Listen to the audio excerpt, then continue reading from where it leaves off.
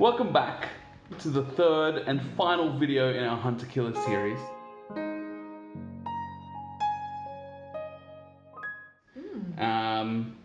We've been through, I feel like, everything we can from this box. Yeah, like I said in the previous video, this is different Look over there. Or somewhere. It's above me, I think. Oh, okay. This is a bit different to the Hunter Killer boxes that we've done previously. Before, there were puzzles that you had to use the clues together to crack. Whereas with this one, it seems like rather than us watching a series of crimes unfold, and getting into the mind of a serial killer, Mindhunter style, we're more so looking at a crime that has happened and trying to pinpoint who the suspects are who the murderer is out of 9 suspects. I suppose it's just different, every time, right? It's something different every time, but I think that this first box is a lot more world building and understanding everybody's relationship. Yeah. So we're left with a few questions, and these are the things I suppose that between us we would probably be looking out for in the next couple of boxes. Yeah, so there were 6 boxes in total. Yeah. I don't know why I put 3 up with my hands, but it's 6. I could do it as well. Hey! All right. It's marriage for you folks. So I rewrote them down. All right. So was the breakup between Robin and Charlie really rough? Because it seems like he met his wife while he was in college. This is talking about college, and they were talking about having a long distance relationship. Probably broke down. Worth enough to strangle? Who knows?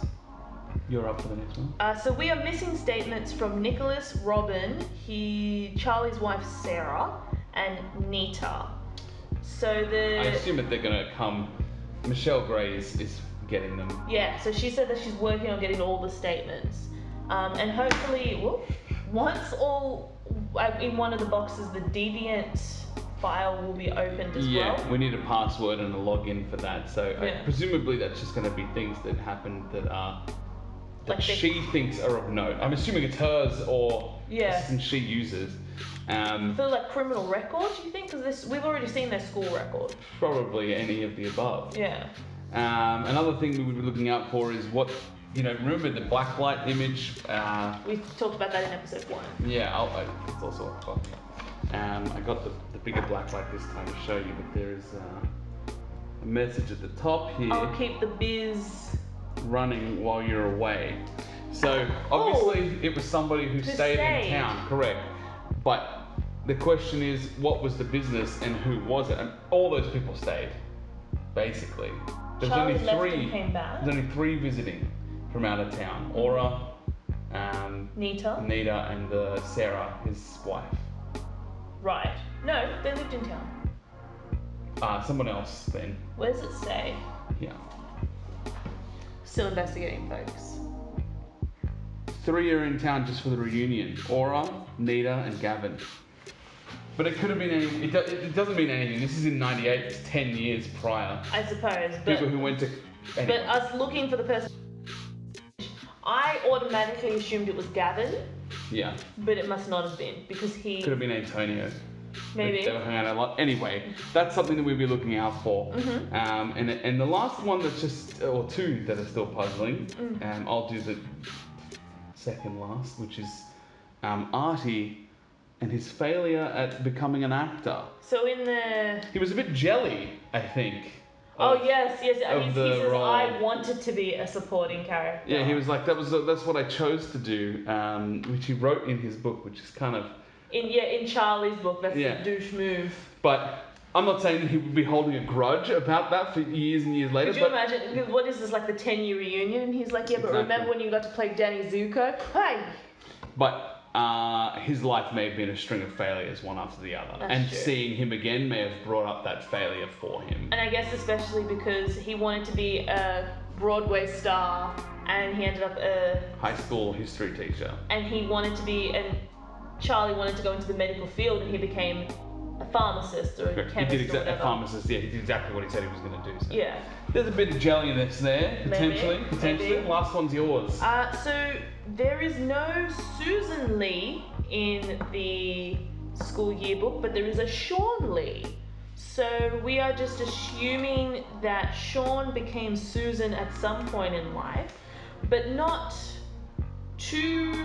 not so recently because no one mentions it. Yeah, exactly. It must have been some time ago. Nobody brought it up being like, oh, I didn't realize. But that being said, we only have a couple statements. Yes. But also somebody mentioned Susan. Yes. As in their statements saying that they were like, and didn't say like Sean. Yes. And they didn't say like, it wasn't surprising to them. So at no point does anyone use the wrong pronoun or anything like that. Yeah. Like it seems like everyone is.